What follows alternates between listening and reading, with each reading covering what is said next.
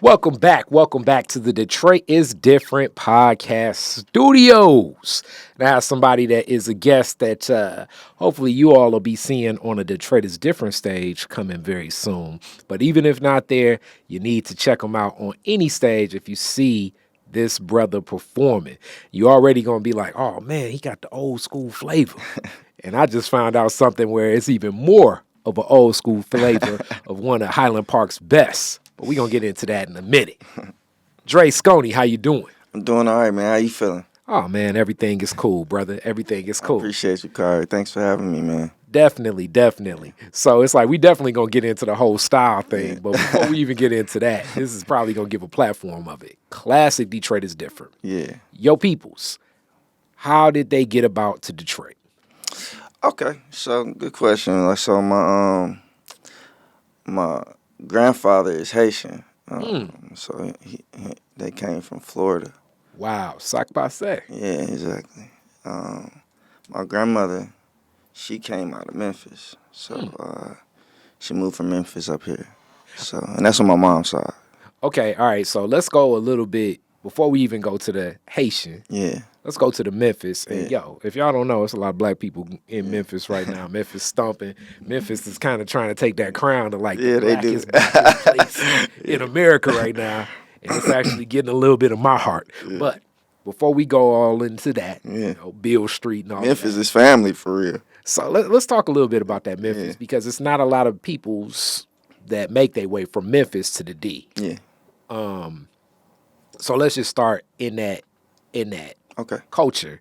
And one of the other very famous singers from Memphis, as we know, is the Franklin family. Made their way up this way. But more so than even framing that. Memphis, did you spend some time down there? I went down there for a family reunion before. Okay. But I was probably I want to say 11. You know what I'm saying? Young man young vibes. Drey. Yeah, young. So, I got to experience the church vibe and stuff like that. But, and family, barbecue and all that stuff. So. All right. And yeah, definitely. If you go into any Southern Baptist church, oh boy. That's what it was too. It's gonna be thick. Yeah. So made their way this way from Memphis. What brought them this way? Really my grandmother, she was just traveling, probably looking for work. She was just getting out of school and all that type of stuff. She went to New York too for interior design. But I think she had a family member here already. That she was meeting up with. I don't know if she was trying Detroit out or, I don't really know that part of it, but she came and just never left. Wow. You know what I'm saying? So the story goes her cousin was supposed to pick her up from the train station or something, but she never showed up.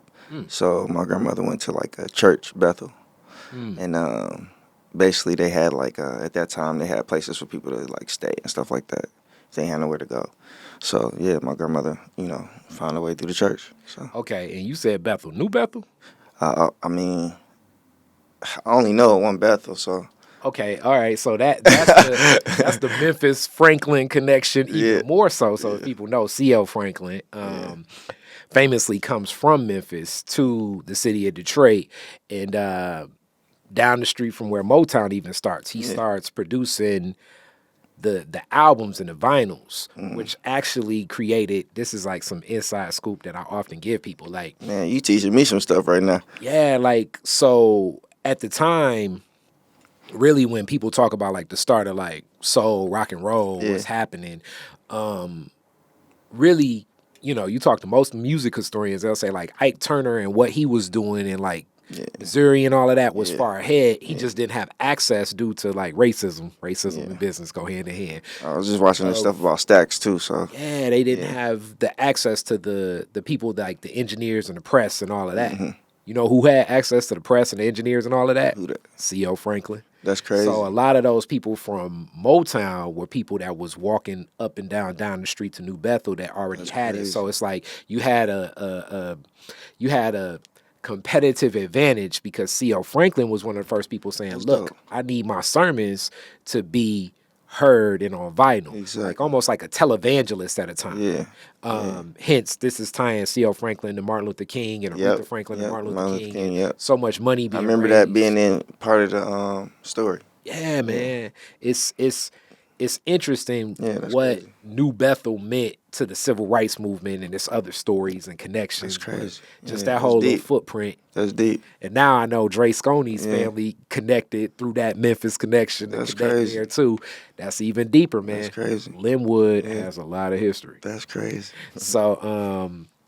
So as we get into that, so your grandma and she stays in that neighborhood or No, I mean, she was on the east side. You know, when her and my grandfather met at Bethel. So it was on the east side, west side, Southfield. You know, they moved around. You know, okay. did their thing. All right, so granddad, and definitely Floridians in Yeah, Detroit is unique, yeah. and let alone Haitians. Haitian Floridian is like, it's like, you're not getting a lot of them flavors of like, all right, mix this liquor with this milk and stuff. They I don't know wrong with what. this person. I don't know what brought his family up here. Real talk.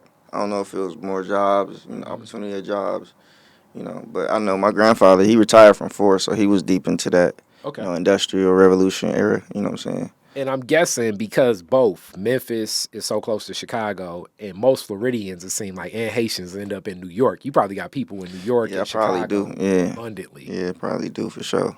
I definitely still got family in Miami though. So, Okay, yeah, well, that obviously that plays a little Haiti. Jacksonville, all of that. You know what I'm saying? So, Okay, you speak patois? no, I wish. I Okay, grew up in all right. Detroit. I got you. I got you. All right, so now let's get into that story. So you said moved around, east, west, all around. Yeah. What do you remember as like that home, that grandparents' home, most? Oh, it was in Southfield. Okay. It's 12 Mile Evergreen. Okay. That's when my grandfather started the church and all that stuff. So they Are you started. serious? Yeah, Okay. him and my grandmother they started together. But like him working at Ford and she was even into like interior design. She had houses, real estate around the city, and all that stuff. She started getting into that. So they built this church and all this stuff. Okay. And around that time, they had a house in Southfield. And I just all the Christmases, like all my instruments, you know what I'm saying, like everything, all the family gatherings, the living room that you can't go in because it's all white, you know what I'm saying, like all of that, all of that. Okay. So you said instruments. So your family is a musical family. Family's music family, yeah. Who played what? Who sung what? Grandfather sang, and my grandmother she sings and she played the organ and keys. So the story goes when they started dating, they were like wedding singers together. So they would sing around at venues Okay. together. Yeah. All right, and that's unique that because it's like, okay, for all of my people that have not been in a black church, almost every black preacher is singing. Yeah. Some of them actually have Some of them talent. can sing. My grandfather was like a black opera singer. It was different. It was like very powerful and just projecting. You know what I'm saying? It was dope though. As they know, singing from the diaphragm. Yeah. Yeah. Your voice. So in this, I'm guessing your mom probably picks up some of the musical talent and things like that too. And I got to shout out their names. My grandfather, York LaFleur, he just passed like a month ago. Rest in peace. And my grandmother, Ruby LaFleur. So yeah, Grandma Ruby is what I call her. She on my album Rolling Stone. But yeah, my mom, she picked up the talent, obviously, and my dad too. My dad is a singer and he's a pastor as well. He plays piano and sings, kind of, does So that thing. so I'm guessing at that time you were always in the church singing. I was always in the church singing growing up. It started off more so me playing the drums, more so hopping on instruments and stuff like that. I didn't right away sing as far as like on the pulpit and stuff like that. At first it was more so just me playing the drums. I started drums at 6, keys at 9. Wow. And then I started singing from basically creating songs on the keyboard, you know what I'm saying? All right, so in this, like this musical family, church family, and then like for people that are unfamiliar, this really a lot of the roots of black music go Yeah. and tie right Just like into this. Yeah. the church. Like so when you watch that Ray movie, you're watching Ray Charles's life, Yeah. but you could almost like apply it to like most black You could artists. apply it to almost any Motown artist, you know what I'm saying? Any Stax record artist almost, you know. Yeah. Aretha, Yeah. everybody, you know. I mean, Yeah. direct connection. Yeah, it's the And, same pretty much. And the kids would be like if you had a talented kid like Aretha. It's funny you bring that up. Yeah. Or Sam Cooke or something, or even James Brown with what he was doing. Like you would like a convocation. Yeah, it would be a platform for, you know, and it was, I never knew I was being trained until I got older, in the sense like I was meant for this in a way. Like I just was eager to do it, if that makes sense. Like, Granddad, I wrote a new song. Can I sing it? You know, he's like, yeah, go ahead. You know what I'm saying? So, you know, I'll just be up there playing and singing the piano and, you know, just, you know, getting the flow going. All right, mom and dad, what did they do? So mom, she does hair.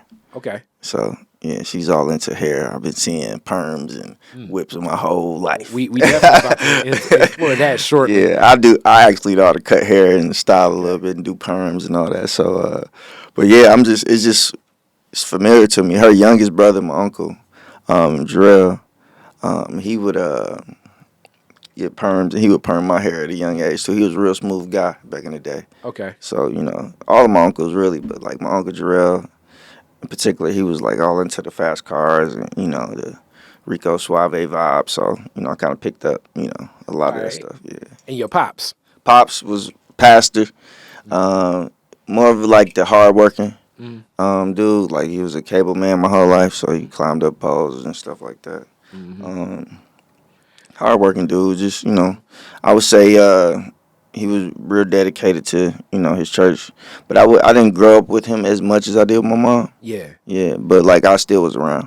All right, so so even in this, like what type of congregations were these? Like larger churches, smaller churches, So, like your grandfather and your dad's church? What was it like? So my dad's church, I'll start with that. My dad's church was more smaller churches.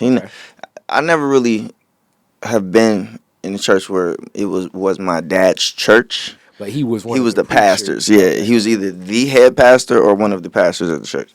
So, with my grandfather and my grandmother, we started off in a little church in Brightmore over on adage and Fielding. It was like a really small church. Yeah. Oh man. And that's where it all started. You know what I'm saying? We got videos of that. It's beautiful. But they had a notion to build a new church. They built the church from the ground up. And I actually helped in that, you know, putting in, you know, bricks and, you know, whatever I could do as a little kid to help with all that stuff. And I watched them build this church that's standing in the corner of Outer Driving Field now. Nice size church. I wish I knew the square footage. But when they built that church, we ended up, you know, getting a lot of more members. A lot of people in the community was getting involved and stuff like that too. So we started getting a lot more members. It started filling up a little bit. We had the balconies. In the small church, we didn't have that. You know what I'm saying? It was just traditional, like what you would see on a 50s film or something like that. So I do want to say this for a lot of people that are like, man, the church be there. Actually, the building fund does build the building fund actually does get happening sometimes. At some institutions, sometimes we don't know what's happening. That's one thing I can say about my grandfather, bro. Like, you know how you know with a lot of pastors you get like, see they sin on them. Like, I can't say that about my grandfather. I ain't never seen nothing. So I do want to also explore like even how impactful for somebody at a young age to see the vision of something in development, and that takes time, come to life. Yeah. You know, and I'm sure that we reflect because sometimes we're not thinking like, oh man, especially in our community, because so much can impact us not in a constructive way. Yeah. But you saw this vision come to life, and you saw, I'm guessing, along this way, more community pour in. I saw the environment. I saw actually people working together. You know what I'm saying? I saw the make it happen mentality. You know, I just saw, you know, we can do this. Like I never had the mentality that I can't do something. You know what I'm saying? Just probably because of all of that type of stuff. You know what I'm saying? Deep. Yeah. That's deep. Yeah. And then just to be in there and see it, I'm pretty sure your grandparents looked at that like, wow, this is... Yeah, even considering like racism and stuff, like, because this is a quick veer off, but just to give you contrast, like I experienced some like deep racism when I was like 12 years old, like old white man pulled a shotgun out on me. Wow. But even with all that, I never thought I couldn't do nothing. And we got to get deeper into that. Yeah, you know what I'm saying? Like, so it's just, the story. Like, I'll tell you the story real quick, man. Before we even get there, because I know we're going to dry there, I got to start your school story. Okay. When you start in school, because I'm sure this is in that pathway. Yeah, so I went to, what's the name of that school? What's the name of that school? It was on Outer Drive and, not Outer Drive, but Evergreen and, like, in between. Damn, what was the name of that school?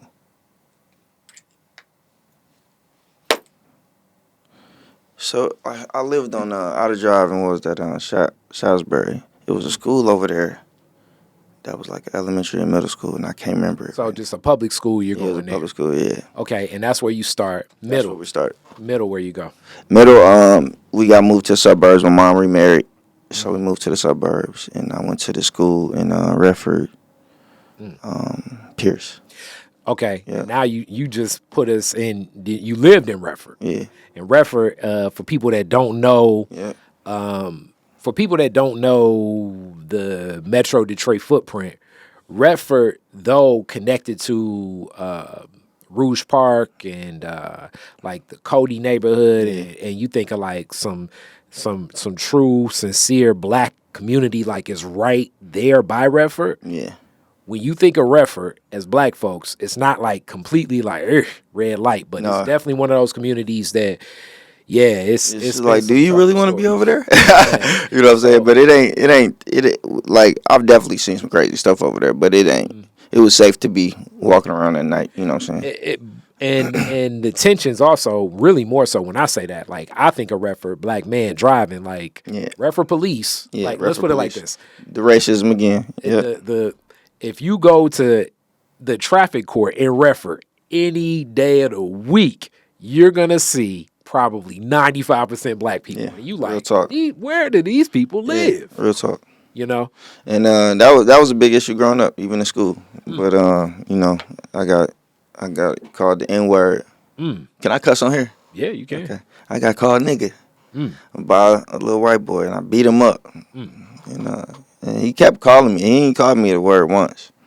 But so, because he kept calling me the word, because, I was pretty patient with him, you know what I'm saying? But because he kept calling me that, a lot of people was like, man, you just going to let him keep calling you that? Like, and that kind of built up the spirit in me, like, you know what? I'm not. and I want to say this, and you're 12, how do you even respond, because you're so young, to connect that, like, okay, this kid is, and this is also an example that, like, when we say, like, people learn this behavior, because he's, I'm guessing, around y'all same age, he's too. same age. So he's learning this behavior. This, So how did you even connect that, like, okay, this was off? Because, to be honest with you, like, I'm really not confrontational. So it was more so like, like, I felt like he wanted something out of me. I felt like he wanted to spark something out of me. Yeah. Now, I don't think I wanted to give him that at first, but it was more so the fact that it was probably a lot of people around, and now I was getting punked in front of everybody. You know what I'm saying? So I think that's what made me respond. If it would have probably just been like me and him, I probably would have never responded. You know what I'm saying? But now I felt like I was getting punked, and it was like, it was racist. You know what I'm saying? I knew it. So, I responded, basically just took care of it, and then he ain't know what hit him. Like, wow, he ain't never do it again. You know what I'm saying? I got suspended, though. Well, yeah. And this is also a whole nother concept in learning systems. Yep, systems. Yep. So you're suspended. How did your parents respond to this? Oh, they were upset, because not at me, but just at the system, because, obviously this young white boy was antagonizing me and following me around at that. You know what I'm saying? So I think he picked on me. Everybody, I wouldn't say everybody, but it was a few chunks of people that tried to pick on me, thinking I was soft, pretty-eyed boy. They didn't really know Detroit would come out of me sometimes. So gotta throw hands. I had to, like a lot. I'd as assume a kid. so. Yeah, a kid with different color eyes. Yeah, you getting tried every time. It was like Mortal Kombat in school. Like, a new person every week. Like, all right. Hey, get swift with it. Yeah. So in this, you mentioned 12, like in this same area, middle school. Yeah. Shotgun pulled on you. Yeah, How so this happened? I actually went to Chicago to visit my uncle, the smooth uncle. I said that Memphis Chicago connection. Yeah, and so we out there, and we went horseback riding in the suburbs, so outside the city, and me and my best friend, who's a police officer now, shout out to Maurice. At the time, we were we had got done doing the horse shit. You know what I'm saying? Like we wasn't really. We from Detroit. We wasn't really trying to ride no horses. It was cool, but it was like a little, oh, okay. You know what I'm saying? Like, hold up. You know what I'm saying?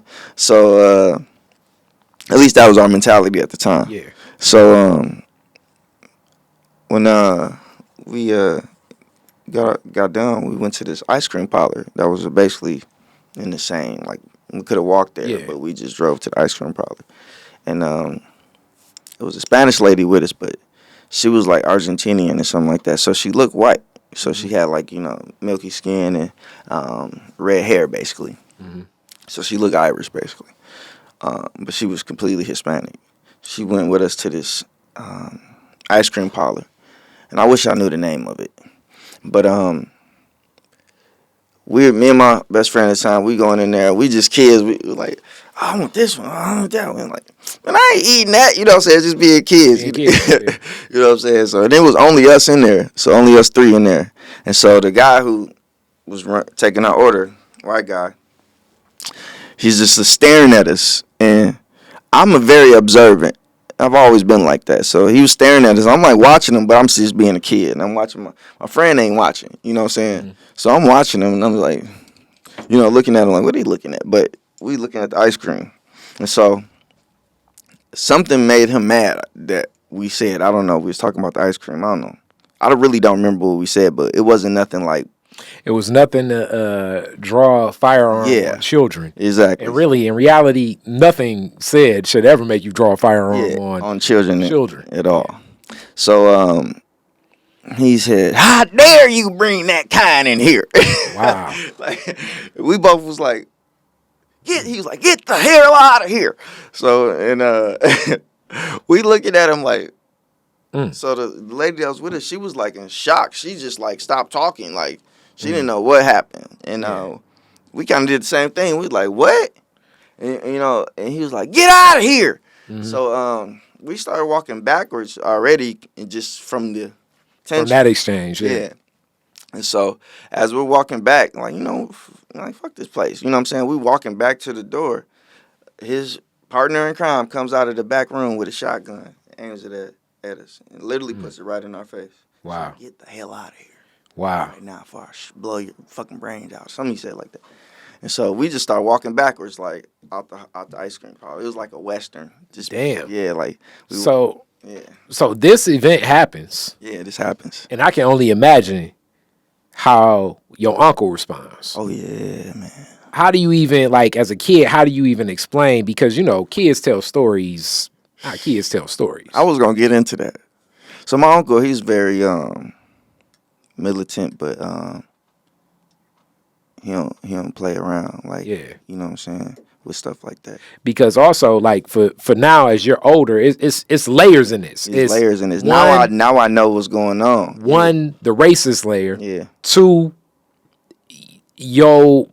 his sister, you know what I'm saying, got one of her most precious possessions with him, and a friend. So it's like your friend is like in sense. So now it's like, no, we I all got in Chicago too, so we under his care and all of this. Yeah. So I can only imagine his response. Where does he go? Honestly, instantly, once he found out, he rushes over to the ice cream parlor. Everybody else with him. He's the only black one. Outside of me and my friend. Yeah. So everybody else is Hispanic. Wow. So when we get there, my uncle definitely was irate. Not to the point where he was grabbing anybody or punching anything. But being stern and being understood. And was looking them dead in the face like, you're not going to see the last of me. You think you could pull a gun out on some kids, you're not going to see the last of me. So for that statement They called the sheriff. He called the sheriff friend. Wow. So from there, Yeah. this is like, is this before or after the whole incident in school? What school situation? The incident where the kid called you a nigga. Oh yeah, this is probably. I don't even know. It's too far back to remember. To recall which Yeah. incident more, Yeah. but still, you're learning systems a little bit more. Systems, yeah. And hence, like, we keep using that, or I'm using the term system because when we say systemic racism, systemic, it exists. So you're 12 dealing with shit like really this, real life experiences. Yes. And So he comes and like, yo, what the hell is wrong with you pulling the shotgun? Yeah, and the dude that pulled the shotgun is obviously hiding now. So he's nowhere to be found. Yeah. And so now the white guy that initially kicks us out is the one that's doing all the back and forth. So he calls his friend. His sheriff friend. Yeah. Sheriff comes and arrests my uncle. Wow. And see, this is back to systems and agency to power, meaning that the relationship between that sheriff that knows that this guy is completely a bigot and probably a bigot himself, extremely racist. And this becomes racism because you're using a power dynamic. The power dynamic is one thing, one in age and having the emboldenness to pull a shotgun and know that nothing's going to happen to you for pulling a shotgun on the child. Kids. A. B, I know I got friends down at the station that will lock up the person that even responds to this. Yeah. So your uncle's locked up. Yeah, now he's locked up. Okay, now, this is a whole nother to do, because if your uncle's locked up, who you staying with? What's going y'all kids? Exactly. So now we just with the Hispanic with the Argentinian family. Yeah. So, all right. So at what point do you get on the phone and call your mom? And I did not call my mom. Wow. Yeah, we handled that situation. Because I was thinking to myself, if your mom would have found out, she'd have been busting down 94. Pretty much. Probably with your granddad, your grandma, and it'd have been a whole to do. Yeah. Yeah. So, for sure. So and if my dad would have found out. Oh well. Yeah. You know. So this is going on and you're watching and understanding this whole thing. And you're still a kid. Yeah. And your perspective of this is like, damn, that fast, my uncle gets locked up for protecting me. And these are the other layers, like when people say, oh, I'd have did this or I'd have did that, or I don't know about this and I don't know about that. Like the response even to doing what's logical in these broken systems that are so compounded and built upon racism. When I speak about this, people think I'm so militant. I'm not being so militant. I'm just looking at facts. Yeah, you're right. Drey never told me this story before. Let me tell you this too, because there's some weird contrast in this, right? You know, obviously being raised by pastors. Yeah. You know, you get taught this forgiveness. You know. Yeah. You get taught forgiveness, turn the other cheek. But the other thing is, on my father's side, his mother is mixed. She's mulatto. So I don't exactly know where that come from, but I know it's Alabama. We got some people in California, that type of stuff. I did meet, as a kid, I met like my great grandparents or something like that, and they were white. You know what I'm saying? So I knew I was related to white people. So when growing up, I always felt like, well, all white people can't be bad if I'm related to white people. Yeah. You see what I'm saying? So I always had that like, contrast. Even though I would go through these experiences. You know what I'm saying? I would just look for the signs of racism. You know what I'm saying? I didn't always just say it's all white people. You know what I'm saying? And I like that you brought that up because I often, like I say, people think that I'm extremely militant. And when I speak to this and the savagery that goes historically with white people that exist. So when I say white people, I don't mean white people as in like Mike. Yeah. I mean it as the institution of what exists in whiteness. The same way me as a male. The same way they say old white male though. You know what I'm saying? The same way as me as a man in my agency of what I represent as a man in reference to a woman. Yes, she does have a disposition to look at me as a man because of my agency and say, damn, that can be something that exploits it. So I'm very understanding of so many dynamics that sometimes don't make any sense in the world because I'm looking at it like, yo, I'm Kari, I'm a cool dude. You gotta be honest. That's what it is. That's where it starts with. A lot of people, they like their advantages. Yeah. You see them, they use their advantages. You know? So they take advantage. I mean, people not gonna be honest about that. You know what I'm saying? So when you're able to kind of recognize and be a realist in a sense. You know what I'm saying? Mm-hmm. And then you can navigate because a lot of this is, it's nonsense. People fear what they don't. It ain't easy to forgive neither. Being a realist don't mean forgiving all the time.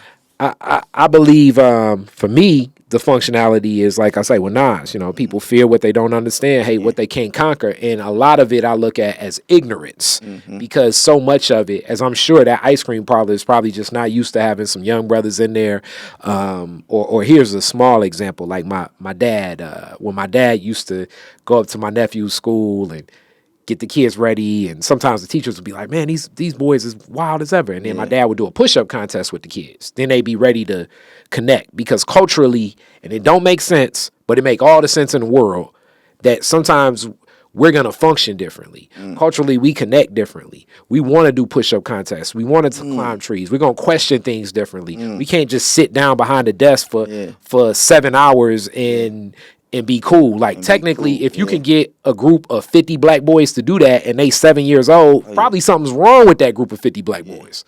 They supposed to be going crazy. You know what I'm saying? Like, so you have to be engaging and connect with them on that level. With that energy though, you know what I'm saying? And match it. And if you don't know that energy, you think something's wrong with it. It's too much. What's going on? But in the system, system again, like it's a system. Like we can get into all the systems, y'all. Everybody know they exist, but it can sound crazy. But like it's even systems to sit us down. The convenience of everything now. You know what I'm saying? Like ain't nobody walking out of town no more. You know what I'm saying? Like that sound crazy, right? Yeah. But people literally migrated from the South. And in so many ways. You see what I'm saying? So now let's get back into the music of this whole thing. So this is all happening and you're in church. Yeah. When do you begin like writing your own music that's, as they would say, secular, connected to church? Yeah. It was definitely once I started getting a little older. Like like high school? No, I was out of high school. Oh, even out of high school? Yeah, were you still I was still performing in high school, but I'll be honest with like, did you do like the talent shows and sing? I did the talent shows and stuff, but I kept some of that stuff separate for real because like my church life and you could say street life was a little separate sometimes. You know what I'm saying? It's almost like I lived two different lives. Like people didn't know I was at church singing and playing instruments all the time. You know what I'm saying? Then people at church didn't know I was hanging around, probably shooting b-ball, hanging out with the gangsters or whatever. So but that was the norm though. You know what I'm saying? Like it wasn't like I felt like I couldn't. Some of those people did come to my church or went to my church. You know what I'm saying? It just wasn't discussed. You know what I'm saying? Wait, let me bring this up too. And I know you're like, huh? What? Huh? For the people watching. Street life and black church are very interrelated in the city of Detroit. And I know that sounds very crazy. Sounds crazy, but some of the people in there that are finding God. Finding balance themselves, God. Yeah, I don't even know all the words to put into it. Are people really dealing with real stuff? You know what I'm saying? That altar call. Yeah, it be some gangsters coming to the altar call. So I just want to men and women. You know what I'm saying? I've seen the craziest. I'm gonna give you one example of the craziest situation of that neighborhood crackhead breaks in the church, steals instruments, all my stuff too. At that, ain't that something? Steals instruments, and then comes to church again the next Sunday, just to see, like he was checking the temperature or something. Like we knew it was him. My grandfather knew it was him. My grandfather handled this so amazing, man. Like he prayed for this dude. He like basically like forgave this dude. You know what I'm saying? And it like changed this man's life. Wow. Like, I can't remember exactly if we got all the stuff back, but I believe we got some of the stuff back. That's I love hearing stories like that because it shows through benevolence. Yeah. And I say two things sometimes happen because I believe, what do they say? Before a person commits a crime, it's a couple things that they need to do. One, they got to feel justified in whatever the act is. Two, they have to look at whoever they're probably about to commit the act to, like they don't need it as much. And three, they probably demean it. So they're probably, in that act, I know this sounds crazy, he's distorting it as, they probably going to hate me. They probably going to die. So then when you hit them with love, it breaks you down. To the point where it's like, man, I'm a savage. Yeah, like I shouldn't have did this. You know what I'm saying? So, that's just an example of that. But, going back to the music, once I started creating, like I had my my my oldest uncle York. He was the junior. Yeah. My grandfather. He was really into all the instruments. Like all my uncles play instruments, but he was into all the instruments. He was like Prince, played everything. Yeah, he was really like that. He still is. And he would just once I showed the interest back in the day, he kind of like got me going. He recorded my first song. Wow. On like the digital, computer recording softwares, like when they first started coming out. And that was at 12 years old, so a lot happened at 12. Yeah. But he taught me how to do all that stuff at that age. So recording myself and making beats and how the instruments should sound. Like, how does a trumpet sound? All right, yeah, play it like a trumpet. You know what I'm saying? Don't just hit the piano. You know what I'm saying? So he kind of pushed me in a direction as far as music goes. So when I got to, give you a quick tidbit. When my senior year of high school, some crazy Detroit shit happened. Well, it wasn't too crazy, but somebody put a gun out on my head, and something happened with my parents that I ain't like in that situation, and I left. I just disappeared. I went to and I moved to Chicago. So, with your uncle or just by with yourself? my uncle at first. Okay. So and then with my uncle, I ended up moving out and getting my own place with some roommates. How long were you in Chicago? I stayed in Chicago from 17 till about, I want to say 22. And what era of Chicago are we talking? Like, is this like mid? This like 10s? Kanye and Twista. Okay. Yeah, vibes. You know. What I'm saying? This is definitely in the mix of. So for people that don't know, even though I always call Chicago like a brother sister, it's a brother sister city. Yeah. But the way back to street life functions in Chicago differently due to I think a lot of the racism that exists creates a element of gang life connecting, almost like Black Chicago. Almost, you could say. Yeah. So Chicago was really deep with that. So like like in LA, it's like what color, you know what I'm saying, where your mama from and all that. It's like in Chicago, it's a whole lot more like what side you wear your hat. Wearing it on, yeah. It's still a color thing, but it ain't as deep as LA. You right? But definitely, you wear your hat right. Yeah. And they can't wear that 6-point star. And they say, "Yo, what's up, folk?" And you better know the right answer to be like, "I'm from Detroit." Matter of fact, I got a Motown tattoo. And one time, some people was looking at it like, "Oh, you from Motown?" I was like, "Yeah." Like, "Oh, 75th or 76." I'm like, "Oh no, I'm from Detroit." You know what I'm saying? So it's like, so with this, I say because 17 to 22, that's an era where it's coming at you. Yeah. So how are you adjusting to this whole new culture of street life that's so different in Detroit? Well, I got some cousins that I pretty much grew up with too. Yeah. My grandma Ruby's sisters. Yeah. Kids from Memphis up to Chicago. Yeah, up to Chicago. Mm-hmm. Yep, same situation. So them I was real tight with growing up. We family reunions, all that stuff. They was in Memphis. We had one in Chicago, Detroit, everywhere. So at family reunions, I had these two cousins in particular. They're the ones that gave me the Skonie name, by the way. Mm-hmm. So we was always kicking it. They was GD, all that stuff. Yeah. They was into the streets, lived in the hundreds. So I was pretty much protected. I was gonna say, like, so for people, and let me tell you all this. Like, even one of my homeboys that worked with Ford was helping a plant get established in Chicago, and they was like, "Yo, man, we have to run shifts."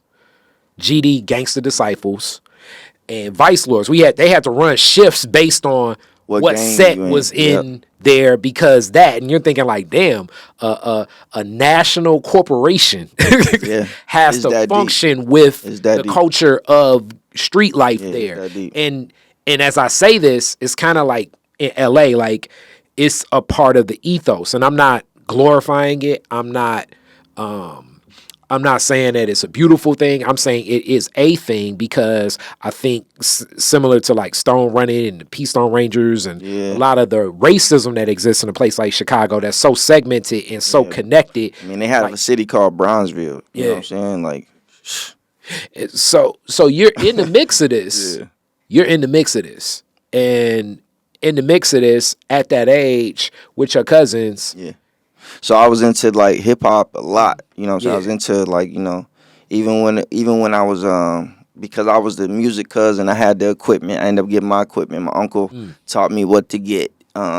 So I bought the computer and the speakers and the MIDI controller and all that stuff. So I was the cousin that was making beats. Even, they would come around I'm rapping. guessing like some of the drill music guys was probably coming I over. mean, it wasn't necessarily drill at the time. Yeah, But I it mean, was yeah. that, it What was becomes what becomes to drill. what becomes to drill. Those guys. Yeah, those guys were like, we'd be in the studio, me and my cousins a lot, just kind of putting them hours in, getting them 10,000 hours done, you know what I'm saying? But a lot of that stuff was really just, it was initially for fun, but it was training me, again, more than I knew.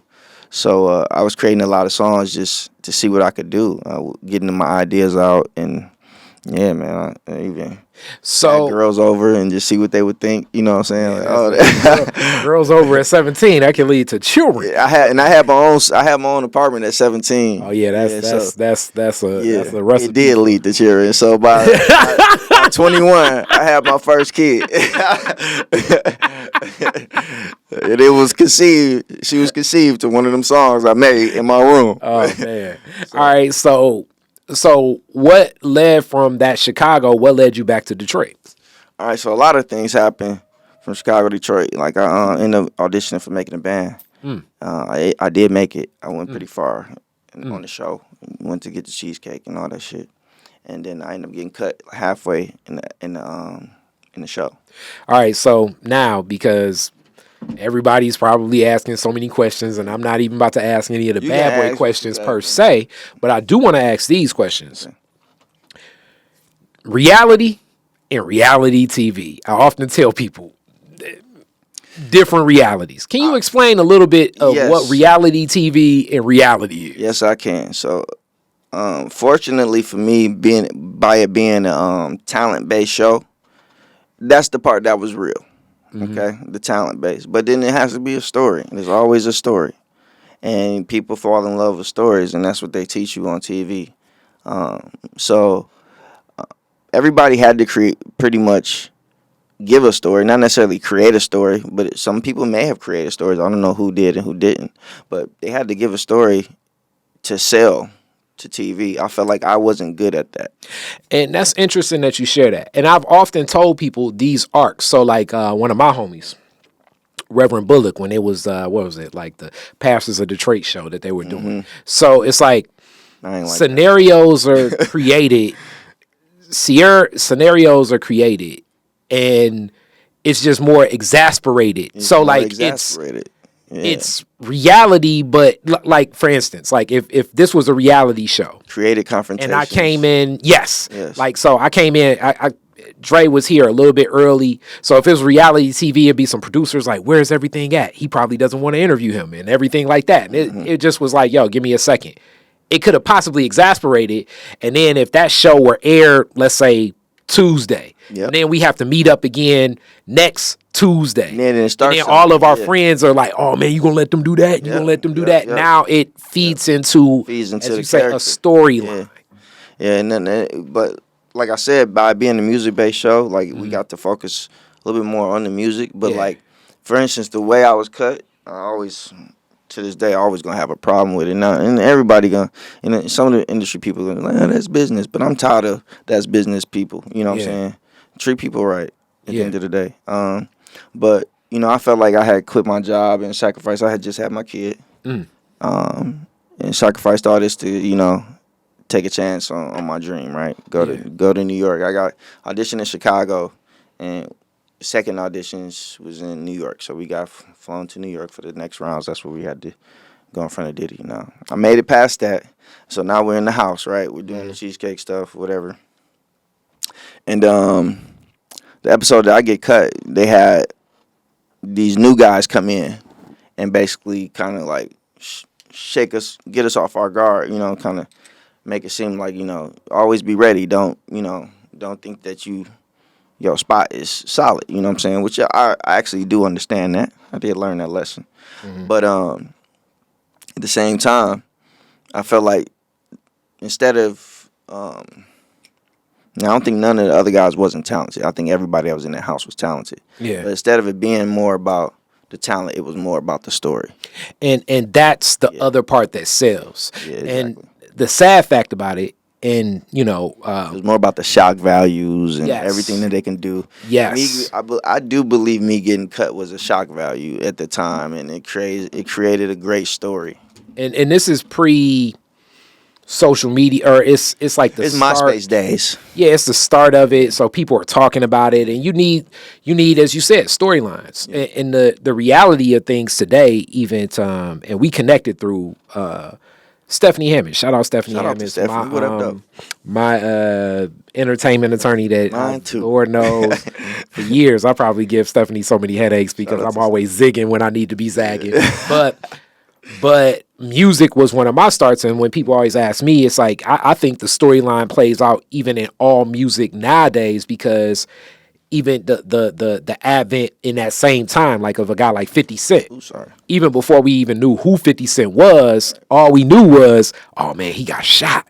Yeah. He got shot. The story. He got shot 9 times. Like the story starts becoming more important than like, okay, can I hear some music? And the music was good, but still it's like, it's back to like the storyline I think plays out in all of music now way more than just the music existed. You know what I'm saying? Like I wasn't listening to I don't know, like when I first started listening to Outkast, I wasn't thinking to myself like, oh, Andre and Anton met when they was in high school. Yeah, I wasn't worried about that. No, I was just like, oh, this song is sweet. I like the beat. It's cool. You know what I'm saying? Oh, they was all a part of the Dungeon family and Rico Wade. And I mean, now I know the story. Now I know the story. But I wasn't like that either growing up. But I could care less about the story. Whereas now I think the story leads in the beginning. Memory. Yes.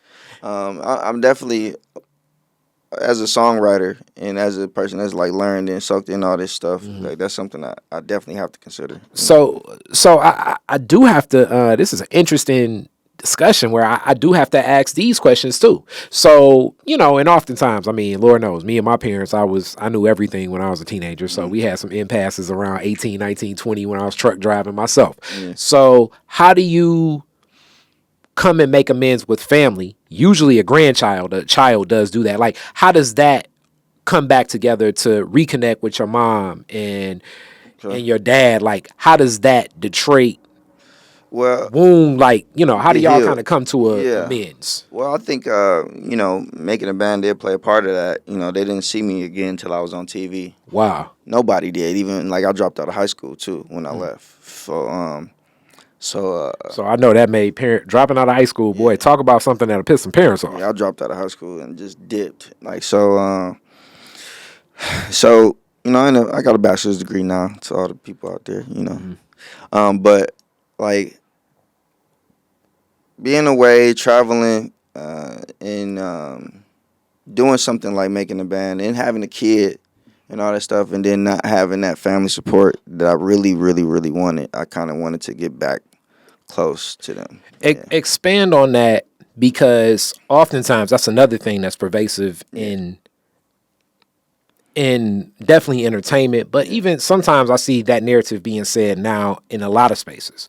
What does family mean, even though you don't always agree with family? What does having family and a family base give a person, you think, at that young age? Oh, man. I think it would have gave me a little bit more faith in myself. By me doing, I got a lot more affirmations from strangers. Now, I will say, like, it is key people in my family that has always been rooting for me. Yeah. And sometimes they've been outsiders, too. But, the whole singing secular music thing was an issue. Yeah. Sometimes still is, not always. But I think a lot of times what people do is they try to protect you from the things that they fear. You know what I'm saying? Not necessarily the things that you're going through. Because the things that I went through, I feel like with the family and all this stuff that I grew up in, I was prepared for it. You know what I'm saying? But maybe they didn't trust that I was prepared for it. Maybe they didn't really believe that I was going to be okay. I think they should have had a little bit more faith in themselves and a little bit more faith in God, because I feel like he protected me the whole way. That's deep. I could have got caught up in some of that Diddy stuff, yeah, whatever. A lot of stuff, and I never did. I was never touched. I was always blessed. I was always looked out for. I always had an angel. You know what I'm saying? I always had a friend, and I thank God for that. And even when I think about like me not making it so quick the way I thought, because after making the band, had some real huge success in Chicago with a group named Quiet Storm. We ended up getting signed to Usher's mom in Atlanta. So we moved to Atlanta and started making some noise. I'm getting trained by the guy who discovered Usher and Usher's vocal coach, Jan Smith, and all this stuff. Same people Justin Bieber and Beyonce had. So I'm starting to get all this stuff. So really, I never knew it wasn't gonna happen as quick as I wanted to, But I feel like all these things were like training, and I feel like God really was protecting me, because it's a crazy industry, you know what I'm saying? And a lot of that stuff that be going on, it do be going on.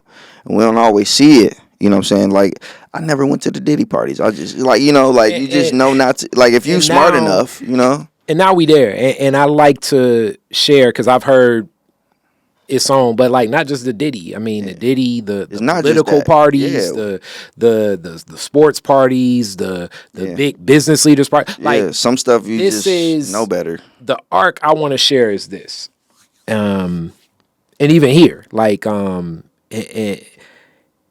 the time when, I guess, in my rap journey, it's been a couple times where it's like, that could have been the moment. That could have been the moment. That could have been the quote unquote moment, and you're walking in a room where it makes sense to all these other people, but it ain't really making sense to you. Sitting well with you.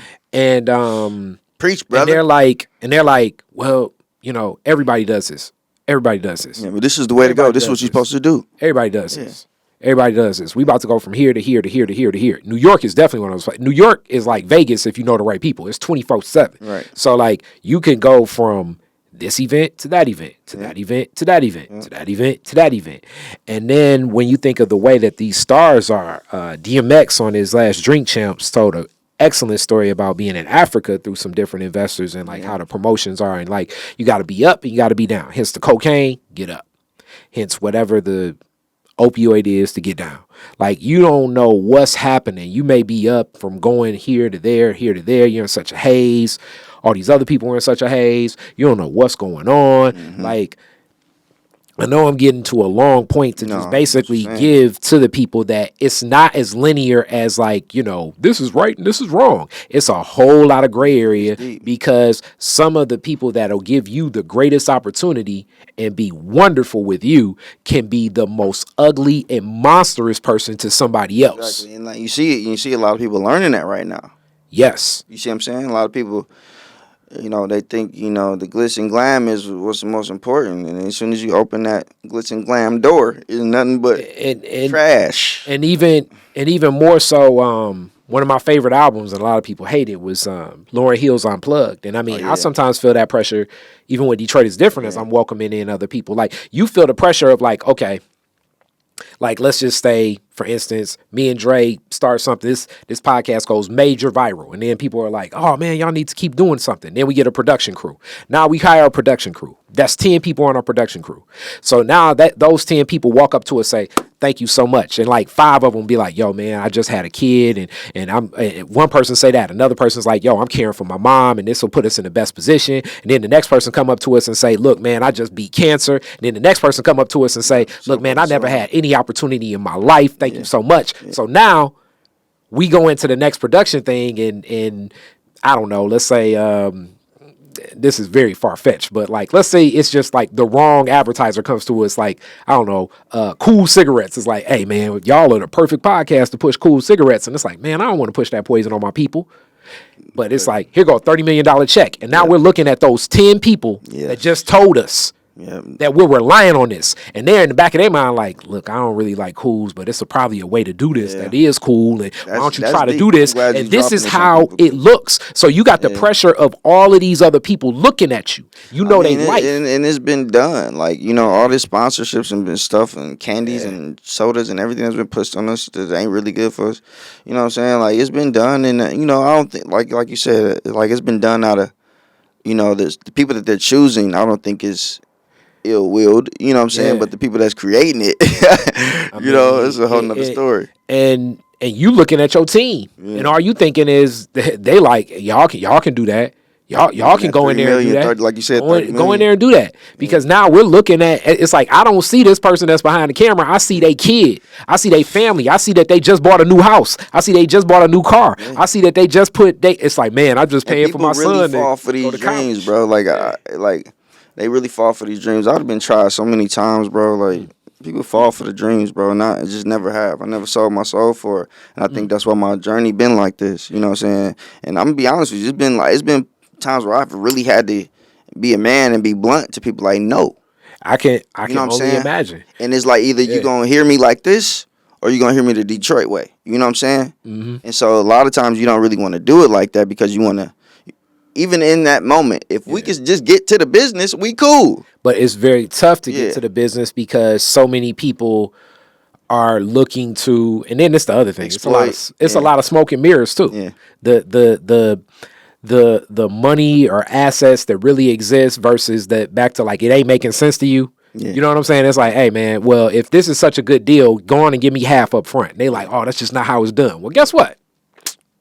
And then it's like, oh, he don't know how to do business. And it's an anomaly, but everybody ain't doing what they be trying to say people be doing. You know what I'm saying? Like, it's so much smoke and mirrors in this. I mean, I remember, I'm not even gonna say who the rappers are, but I remember one time, this is like maybe 2005, right? Mm-hmm. And we were planning, and I'm still driving my my grandma's 1989 Buick Century. Mm-hmm. And I'm like, yo, let's do a business meeting. Let's meet up.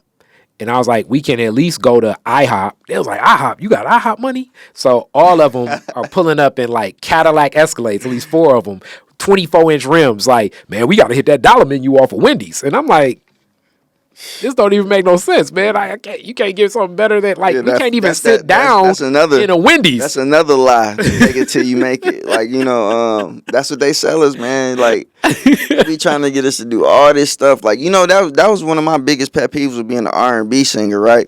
Is that everybody told me I had to be an R&B singer this way. I had to shuck and jive, I had to dance, and I had to sing. Yeah. And I had to dance a certain way. I had to basically be Michael Jackson or Omarion or something, or Chris Brown, and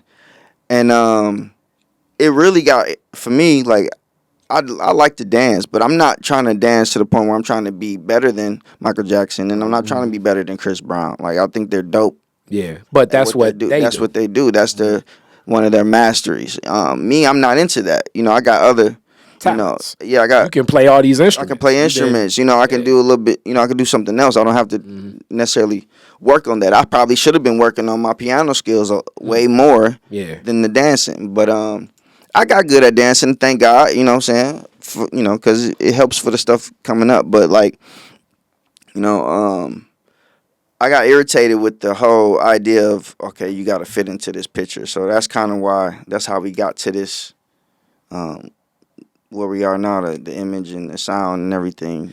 And let's go into that, because first, back to the perm and the process, man. Like, I remember when I first, so what hits me off is through the producer of Rolling Scone is a song you did, amazing song. Like, that was the song. If you came to a Detroit is Different event last summer, so that was either the collard green cook-off, or when we did like the lot of studio when we were up in Petty Propolis, you were hearing Rolling Scone at least, because it's a good transition, because I'm usually in intergenerational events, and it's something that has the bop of old school and new school. And I really like that remix album that Motown came out with a while ago, but it's way flyer, because it was Nick Speed that was like, oh man, Speed. He was like, yo man, you heard this? And Speed know I like stuff like that. I love Speed. So he was like, man, I did this with Drey Skonie. I was like, okay, yeah, I saw the dude with the process.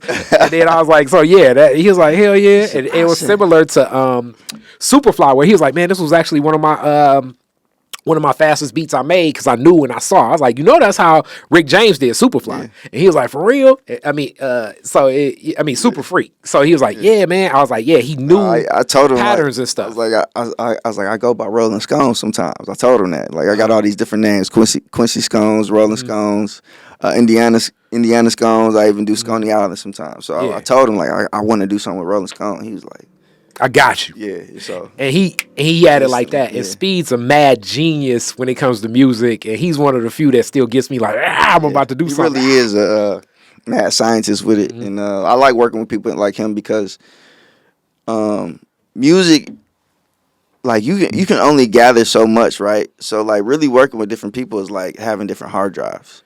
You know what I'm saying? Like you have a different download of music now, and so his collection, his what he has in his head is like, you know. Oh man, when we put that shit together, bro, we be making some shit. So it definitely is that. So there's a lot of producers like that, but yeah. So this style, the flow, what was the connection to be like, I'm flipping this? Well, the first song I did like this was called One More Chance, and I believe I did that in 2017 or 18. So I was creating since like 16, those type of sounds. But it got a little deeper. I did the finger waves. I was always, man, like I kept saying like I want to be different. And I was like, I can only think the only way to be different is to just go back home with it. Like everybody say they doing Motown, but they not really doing it. You know what I'm saying? Everybody say they doing Motown, but they end up looking like Jodeci or something else. You know, it's a reflection of some other R&B style. You know what I'm saying? It's not Motown. So I kind of like thought about that. So the first thing I did was get the finger waves before I even created the music. I did that in 15, and I was just going through the motions, man, just trying to figure it out, learning, you know what I'm saying? Who you was dating at the time was like, what in the world are you doing? Now they couldn't rub nobody could touch my hair now, except for my hairstylist. They like, what the world is he doing? I got a fly swatter. But so you changed the style, and then even down to the whip, old school whip, like, and then clothes. How do you go about like the styling for the clothes? So really, it's all studying, man. Like obviously, I'm not from the era, but I remember like seeing my uncles, my great uncle, especially. He was stuck in the 70s for a long time. Hilarious. My grandfather's brother he would come to church with the bell bottoms. He had the platform shoes with the fish in them and stuff like that. Still had the fro. He was just stuck. I never saw somebody with the fish other than in I'm gonna get you. No, I promise you, I seen him in real life before I seen him on that movie. I promise you. I love it. And it was the craziest thing because obviously when you see something like that as a kid, it's like, damn. It's like it sticks to you. You know what I'm saying? So like I'm seeing fish in his shoes, like little toy fish in his shoes, and I'm looking like, why does he got fish in his shoes? Wow. You know, I didn't know what I was looking at. So growing up later on, I'm like, that's who my uncle was. You know what I'm saying? Shout out Huggy Bear. Shout out Huggy Bear. And so you know, even just recognizing the players and, you know, pimps around Detroit that growing up, you see them at the gas station, you see them with the old school cars, you see them pulling up at Belle Isle, wherever, you know what I'm saying? You even see them sometimes, the little red carpet in front of the clubs that you can't get in. So, you know, I just remember that. And so the other side of it, too, was Motown. Shout out to Motown. Shout out to Motown Museum, too. That to me was always been something special. You know, Motown's always been just it spoke to me out of music the most because it just never died. It was something about that. And you shared with me when you think about the look and the feel, and it's like I'm seeing it even through this interview. Yeah. A guy I study, like I said, I told you I was gonna get into one of Highland Park's best. Highland Park's best. Jackie Wilson, Mr. Entertainment, Mr. Dynamite originally. You know what I'm saying? No offense to James Brown, we love James Brown. Yeah, Mr. Excitement. Yeah. Man, oh man, Mr. Excitement, Mr. Entertainment, Mr. Like, Jackie was phenomenal, man. And you, Yep, I'll be playing Jackie Wilson. I am playing Jackie Wilson in the new TV series. That's what's up. Produced by Brenda Wilson, his daughter. Shout out to Brenda. Brenda needs to get on Detroit is Different. Tell her she will definitely a long do time. That. Yeah, definitely. We've been talking. Okay. But it's called Higher and Higher, and we're still in production. But it's coming along pretty well. So the relationship for people to know between Motown and Jackie Wilson is Berry Gordy wrote Lonely Teardrops. Yeah, Lonely Teardrops, Repetit. Yep. And To Be Loved. Yep. and these songs are some of the biggest hits for Jackie. Yep. And this is like his foray into this industry Into to the say like, into I the want to music do industry. this. Yep. And until his family, you know, Barry has some other assets that Yeah. many didn't have, like the Gordy family itself and the trust fund and a lot of other things. But in connection, Yeah, it makes a lot of sense what you're saying too, because they probably believed in him because of the Jackie Wilson success. You see what I'm yes, saying? So it makes a lot of sense. but Jackie, you know what I'm saying? He a different type of style, a different type of bop, a different type of walk, a different like when you think about the relationship between Jackie Wilson and James Brown, Jackie Wilson and Michael Jackson, Jackie Wilson and Prince, you know, even Little Richard shifted his style after Jackie. Like Jackie Wilson was such a pop success. Like his impact on it. People would say like Louis Jordan. It was the first dancing and singing thing for real. Like, yeah. So what people may consider what Elvis was doing, not even close. No, Elvis and Jackie, believe it or not, were really good friends. They, you know, Yeah. They. he would come to Jackie's show. He would watch Jackie's show. I mean, yeah, like many, and he picked up a lot of stuff. Yeah, but he did. but Jackie was like a known, like he set the pace. Like Jackie Wilson would be what James Brown like he would sell out the Apollo like a whole week. And you'd be like, you know what I'm saying? Rest in peace, Mama Barnes. But or Thea Barnes. I used to say, man, how did the same people go back to see the same show? And it's like, because baby, it would be different all the time. She'd grab my cheek and stuff. And I'm like, I guess so. Jackie was that good. Yeah, that's dope. You know? Yeah, I get them vibes too. I get them vibes.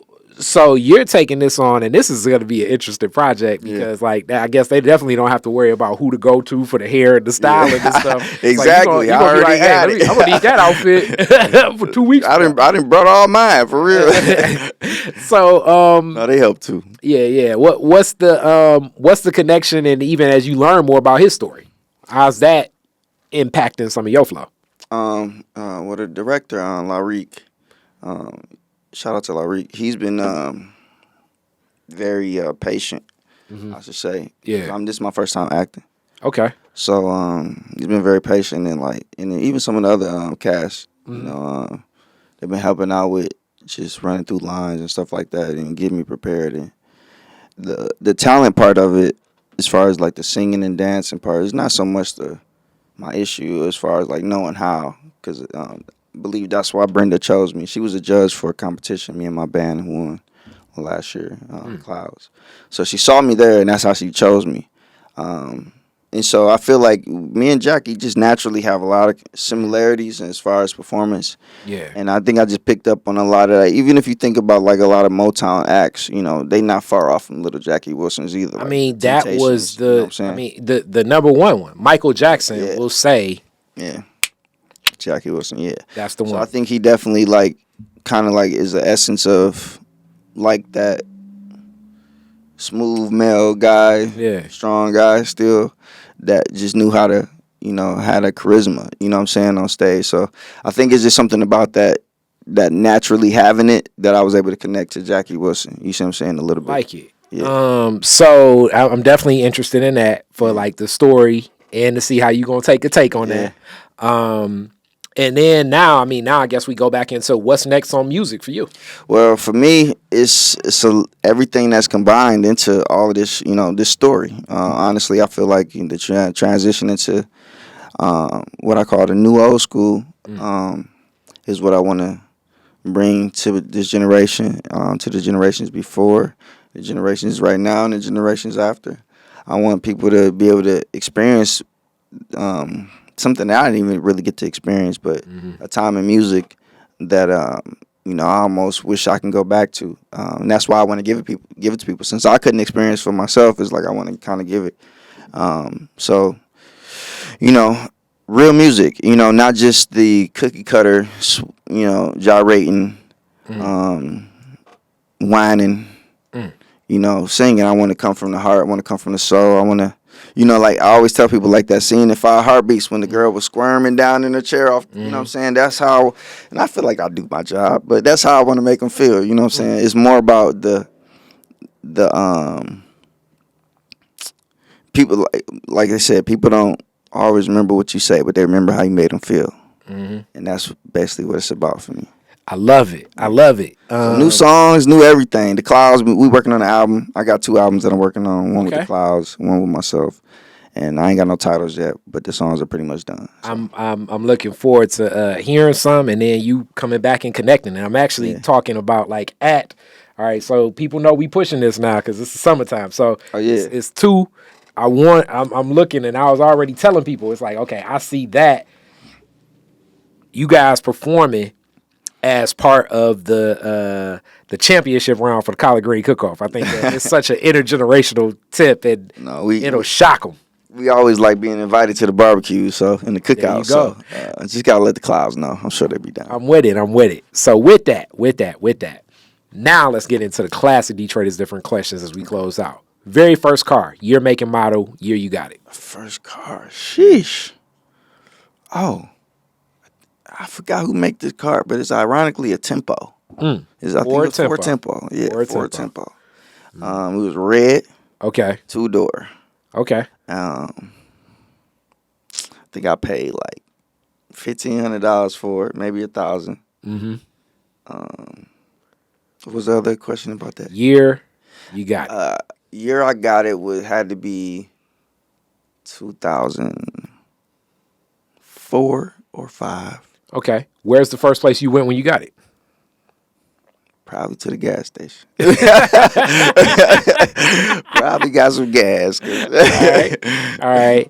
So after that, I don't know. I think I went to work. I was probably working a job. Or something. Okay. Oh, so it was a functional vehicle. It was A and B.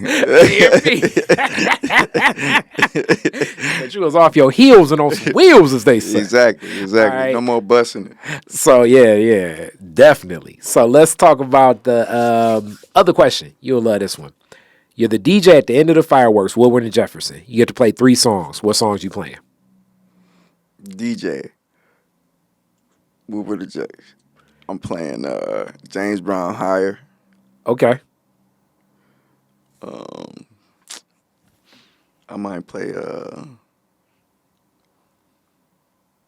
probably what's his name? This is my guy too. What's the song? Morris Day in the Time. Okay. What is it? Cool. COO. Okay. Cool. Yeah. Okay. And then I'm very deep, but I'm fun. So I don't know if I gotta stick to 3. I'm probably gonna go either. Man, it's a hard choice right here. Cause I'll be either Pusha Man or Indie City Blues, man. Either A or B. Yeah. Okay, you can either go with some of that Detroit styling by way of DC, or some of that Chicago. Surprisingly, usually in these play mixes, I play Ghetto from good old Hathaway, so it's always a little bit of Chicago when Carrie's playing some songs. That's another one of them songs that be in the mix with Rolling Scone always. That's what's up. The live version, because that live album is one of my favorite live albums ever. I gotta listen to the whole thing. I will. I'll be catching songs. You know how you just be catching songs, but yeah. Oh man, Donny Hathaway live is. No, I listened to a lot of his live stuff, but I ain't listened to it all the way through. You know, what I'm saying? It's gonna change the way you hear everything. Like even I know it's the classic one everybody talk about, but even still, like him and Stevie Wonder. So for instance, like "Song for You," and then Stevie Wonder's "Lately." Yeah, is like.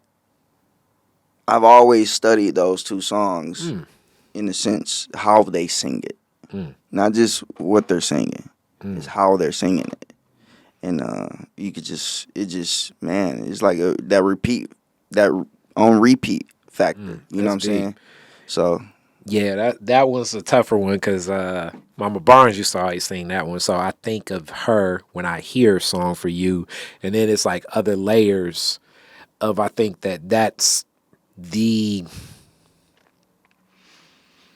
of a person that performs and loves the art. That may be the anthem for all performers that love art. Yeah, I mean, I think it's giving me goosebumps just thinking about the tone, the control, but it wasn't about him. It wasn't really about him singing. Mm-mm. It was about what he was saying. It was about the connection, but it resonated. It was like a vibrations that resonated with your whole body, mind, and spirit. You know what I'm saying? So it's deep. It's like I love you in a place where there's no space or time. That's deep. You know what I'm saying? Like those moments is like he sang it different. Like you could feel his. Yeah. You know, like. Yeah, that's deep. Yeah.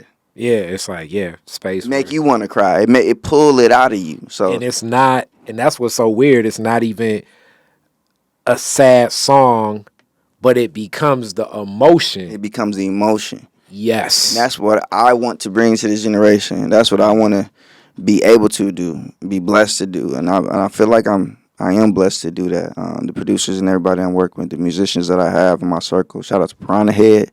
Shout out to Flav. Shout out to AK. Time out. You working with Piranha Head? Yeah, working with Piranha Head. Oh, man. When he sees this, tell Piranha Head, yes. Just tell him yes. He'll know what it means. Yeah, so like I did two. Me and the Klouds got two with Piranha Head. So. Oh, man, Piranha Head is, let's put it like this. When people say, oh man, who are some of the most interesting Detroiters you could ever meet? Piranha Head is on the. Oh yeah. Like I learned his real name through Coco. Shout out to Coco. So Piranha Head, Coco told me your real name. I didn't even know you had a real name. Right. I'll be forgetting it too. No, Piranha Head is one of them. I gotta say, true spirits of Detroit, man. He gonna keep you real too. Like you know what I'm saying. So I appreciate him. Like every time I talk to him, like. He uplifts me and keeps me humble at the same time. You know what I'm saying? So I love that about it. Definitely. So last question. You could rename Woodward after one Detroiter. Who would it be and why? Shoot, Skonie. Yeah. There we go. You know why. We with it. Hey, you know, the history of the Skonies, you know what I'm saying? Like, they deserve a little bit more, you know, was conversation a little bit more talked about, you know what I'm saying?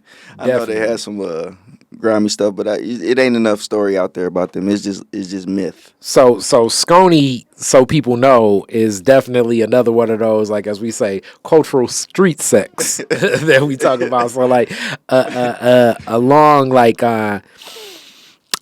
West 8 Mile, West 7 Mile, like it was just a whole.